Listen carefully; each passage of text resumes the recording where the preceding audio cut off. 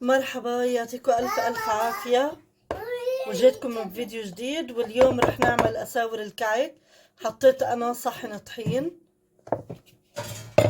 وعندي كمان نص صحن من طحين الفرخة، وهاي عندي بهارات كعك. هذا الصحن 3 معالق سمسم، 3 معالق حبة بركة، أو 4 معالق، ومعلقة محلب، و3 معالق من كلفة الكعك الجاهزة، اللي هي بهارات الكعك الجاهزة. انتو هيك بتسموها، بس احنا بنسميها كلفة كعك. تمام. وعندي انا سكر بودرة، صحن سكر بودرة تقريبا حسبة 5 معالق.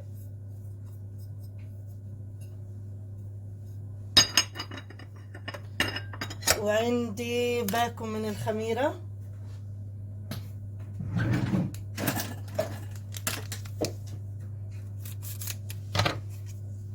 باكو خميرة.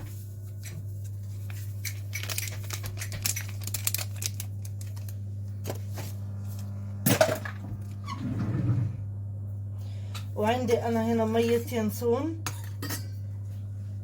وعندي شوية حليب.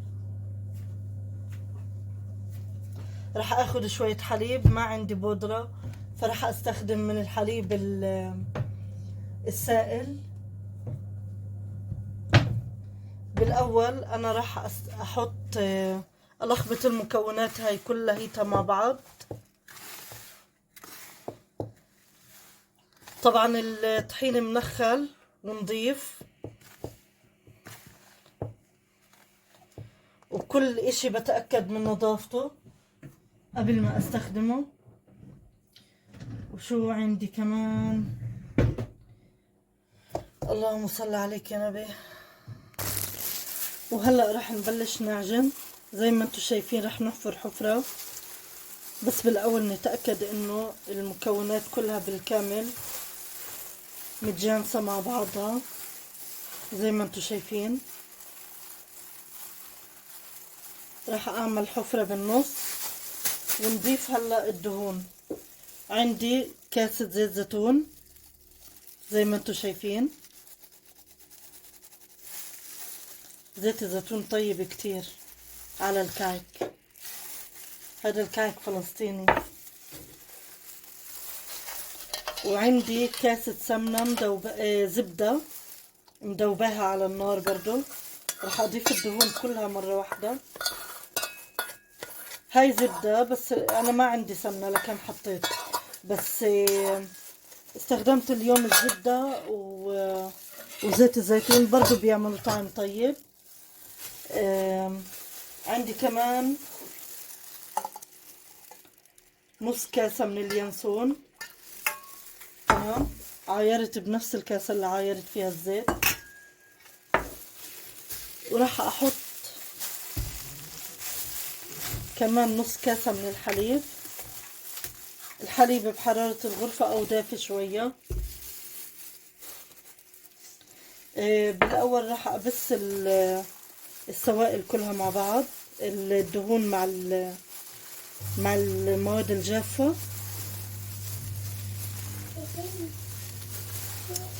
يا جماعة أنا بشتغل معاكم بشكل عفوي، يعني ما بكون مجازة إشي ولا يعني، بس بحاول إنه أوضح لكم الأمور،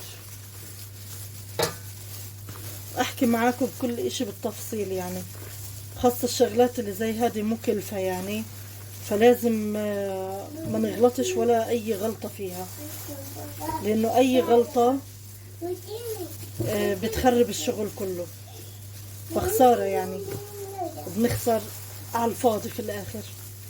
فزي ما انتم شايفين أنا ببسه. هاي الحركة معناها بس ما بعرف مين اللي سماها هيك، هو مضحك الاسم شوي، بس احنا هاي الطريقة تورثناها يعني من زمان يعني.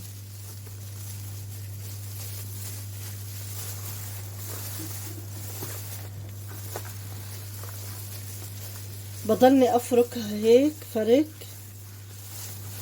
لغاية ما اتأكد انه المواد الدهنية اختلطت تماما مع المواد الجافة وما في اي تكتلات، يعني كله داخل في بعضه.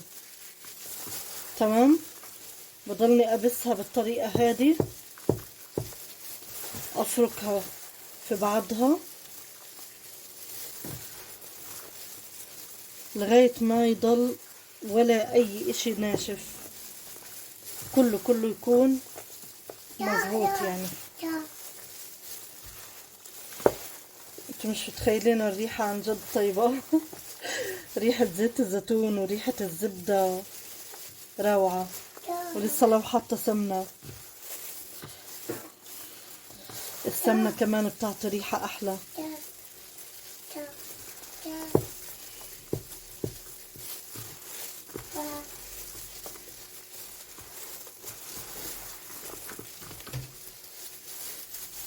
هلا انا بسيتها زي ما انتم شايفين.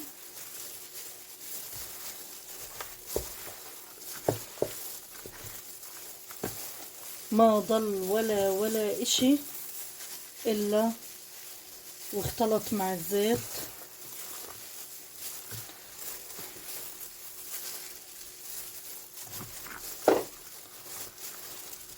زي ما انتم شايفين صار قوامها مثل الرمل تقريبا. انا عارفة في شوية ظل في التصوير بس معلش، حاول اظهر لكم اياها. صار القوام مثل الرمل تقريبا. وهلا بدي ابلش اعجن. بما اني حطيت الخميرة فلازم اعجن. عندي انا نص كاسة من اليانسون، وبحاول اصفي اليانسون.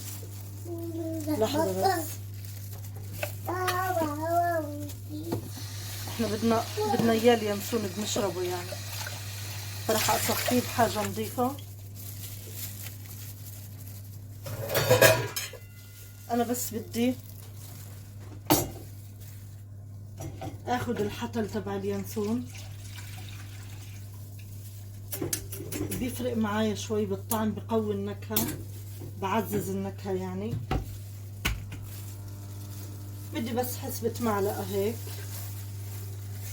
هو اصلا كلها معلقة، يعني انا من البداية حاطة بس معلقة. تمام. وهذا اليانسون بنشيله على جنب لحتى نسخنه تاني ونشربه. تمام. وهاي زي ما انتم شايفين نبلش ان احنا نعجن. ناخد بالطريقة هذه. طبعا النص كاسة تبعت اليانسون ما بتكفي، رح نحط حليب بحرارة الغرفة او دافي شوي.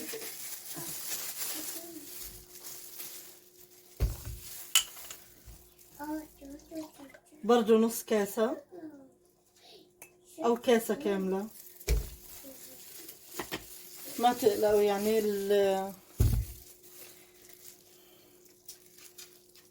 رح نضيف الحليب بالتدريج.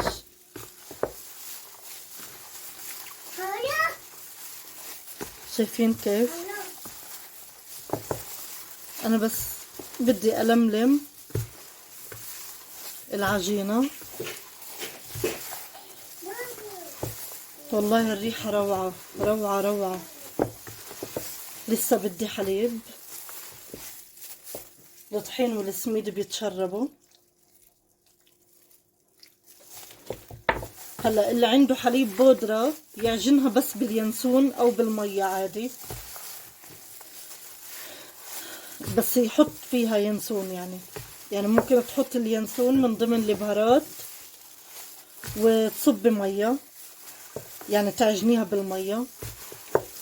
وممكن زي ما انا عملت، انا ما عندي حليب مجفف فاستخدمت الحليب السائل، فاضطريت ان انا شكلي راح احتاج اكتر.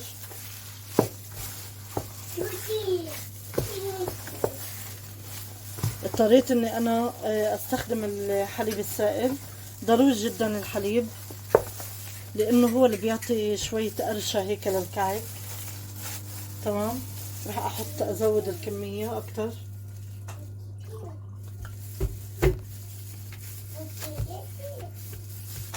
ما بدي العجينة تكون ناشفة.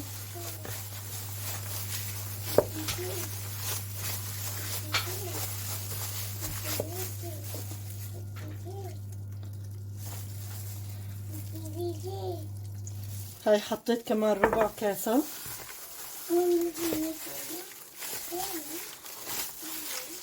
انا هيك يعني تعودت اعمل الكعك، اهالينا هيك زمان يعني ما كانوا يصبوا السوائل مرة واحدة زي ما بشوف على النت، كانوا يحطوا على حسب العجينة لغاية ما يوصلوا للقوام، للقوام اللي بدهم اياه، لانه مش كل انواع الطحين بتتشرب مي، يعني كل نوع طحين درجة امتصاصه للمية مختلفة. انا ما بعرفش اشرح كويس،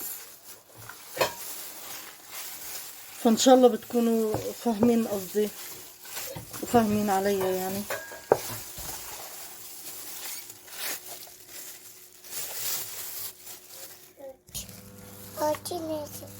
زي ما انتم شايفين نزلت على الارض لحتى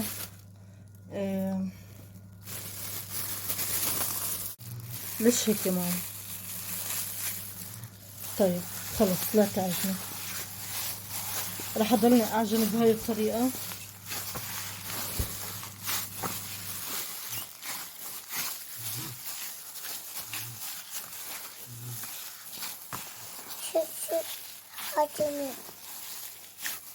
راح اضل الملم بالعجينة لغاية ما احصل على عجينة ناعمة.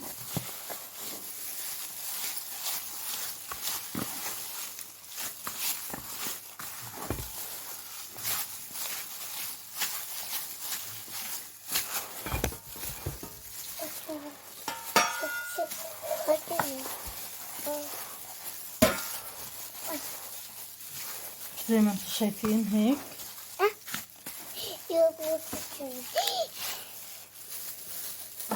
ما بدي العجينة تمغط معي، انا بس بدي احصل على عجينة مناسبة لحشوة الكعك.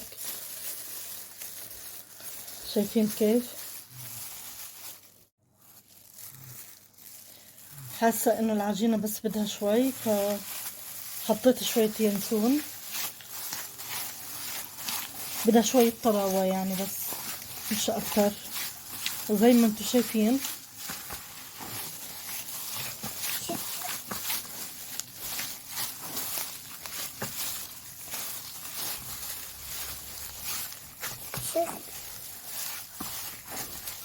لا يا ماما بس يا حبيبتي، انا مش عارفة اشتغل بسببك يا ماما، بس يا حبيبتي بنتي وراء الكواليس. لا يا ماما لا ما بينفع هيك. خدي يا ماما العبي فيها.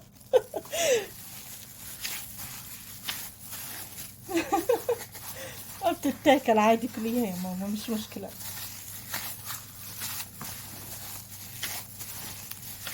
بلملم العجينة زي ما انتم شايفين، لانه خلص انا حاساه انها كويسة. ما تعملي هيك، امسكي يا ماما، خلص بلاش.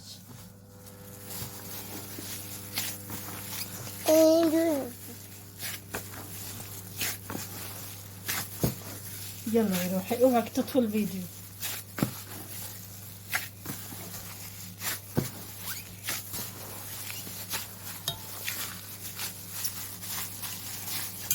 بتركها وبريحها لمدة 3 ساعات، من ساعة يعني. أنا البيت عندي دافي فممكن أتركها من ساعة لساعة ونص.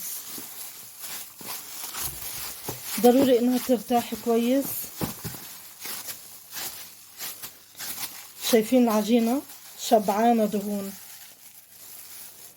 شبعانة حقيقي بجد. شايفين كيف سهل انها تتكور؟ شايفين سهل انها تتشكل.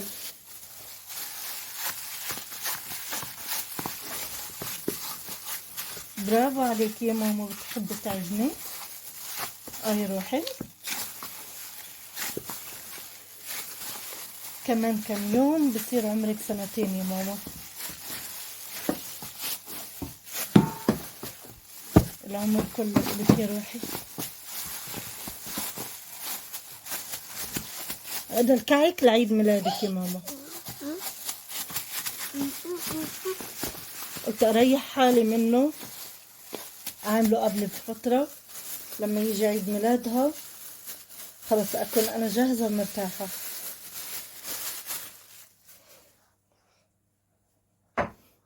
وهيك احنا خلصنا، راح اغطيها واستناها ترتاح لغاية ساعة، من ساعة لساعة ونص، يعني ممكن في التلاجة 3 ساعات.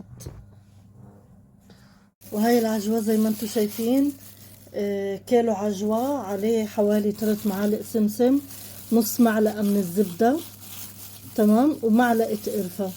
راح الخبطهم كلهم مع بعضهم. ضروري تجيبوا العجوة تكون طرية او تجيبوا تمر بتطروه يعني بالميكروويف. اذا ما عندكم ميكروويف بالبيت فجيبوها العجوة من الاساس طرية. تعجنوها مع بعضها. رح استخدم شوية صغيرة من زيت الزيتون،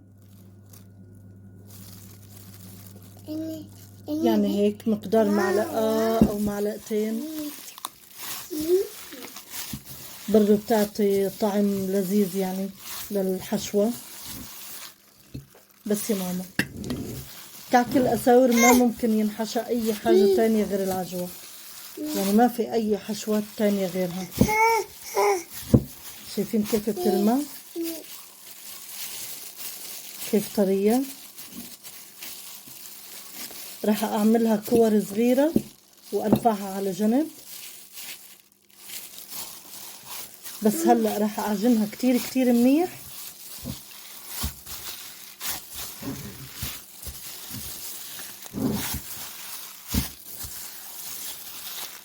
وبعد هيك راح أضبها، أغطيها وأضبها على جنب لغاية ما تخمر أو ترتاح عندي عجينة الكعك. وهلأ راح أشتغل معاكم كم وحدة وأرجيكم كيف. هلأ أنا بفردها بالشكل هذا، بحط فيها العجينة. بس يا ماما لا تلعبي. بحط فيها العجينة وبسكرها.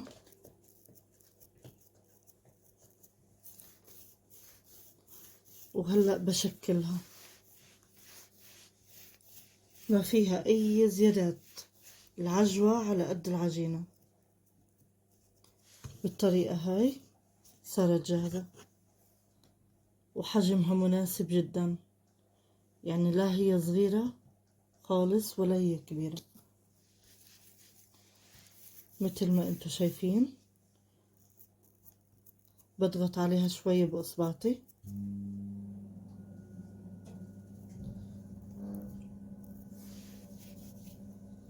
بفرد فيها العجوة. حاول ان انا اساوي الموضوع كله.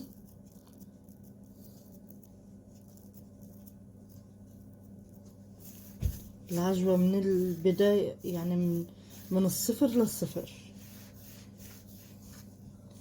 من البداية للنهاية. شايفين كيف؟ بترك في الصينية مسافة بين كل واحدة والتانية لحتى أعطيها مجال إنه إذا بدها تنفش يعني تاخد راحتها، ما يلزقوا في بعض مثل ما انتو شايفين.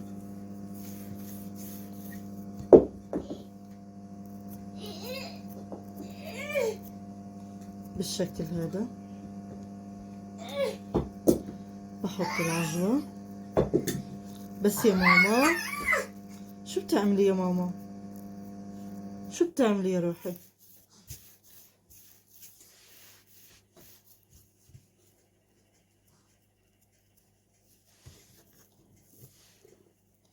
بالشكل هذا العجينة ممتازة ورائعة جدا جدا، مظبوطة 100%.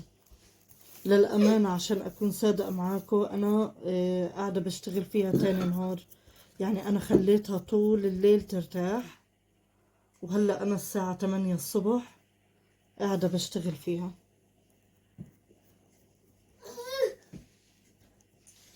اللي بيزيد من العجوة بتشيلوه يعني بتقطعوه بتشيلوه على جنب. في الآخر القطع الصغيرة هاي بتجمعوها بتعملوا فيها، تحشوها يعني جوات العجين. وبالطريقة هاي صار عندكم أحلى كعكات. بس يا ماما، وهاي الكعك بعد ما جهز. شايفين كيف الصحن؟ صحن الطحين اللي أنا عملته مع نص صحن من السميد، عملوا لي هاي الكمية ووزعت. طبعا هاي الصحن للتوزيع. شايفين؟ جربوها ومش راح تندموا، عن جد طيبة.